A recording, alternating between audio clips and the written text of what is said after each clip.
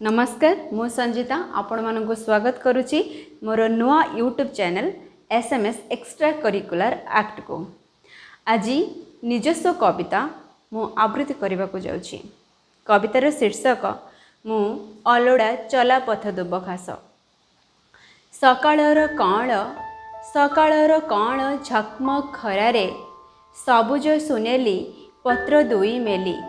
सबुज सुनेली पत्र दुई मेली आरंभ करिथिली ठिया हेबा पाई। धीरे धीरे मो बाहु विस्तारिबा पाई।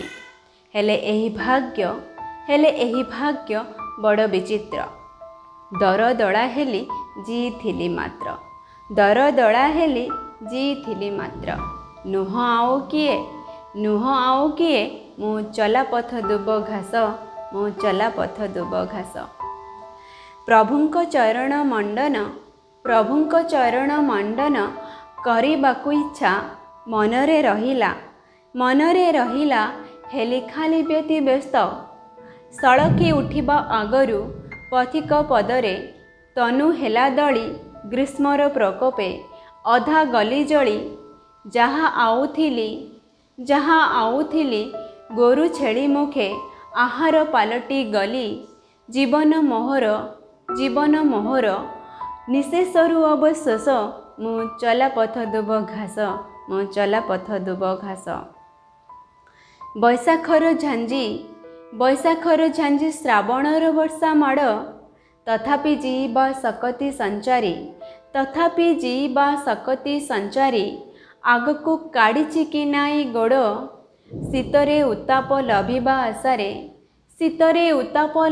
आशारे मो उपरे अग्नि संजोगिण। प्राण गला हेले प्रार्थना एतिकी ईश्वर आर जन्मरे तुम मंदिर सामनारे करिदिय मते दुब घास। भकत पादकु आराम देवी मु तुमको पूजिबे घेनी विश्वास।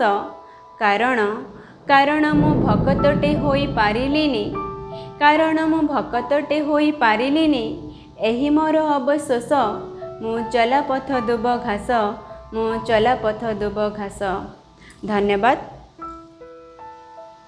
आपण मानंकु मोर कविता भल लागिथिले आपण माने लाइक शेयर कमेंट करिवे आउ सब्सक्राइब करने को भूलिबेनी।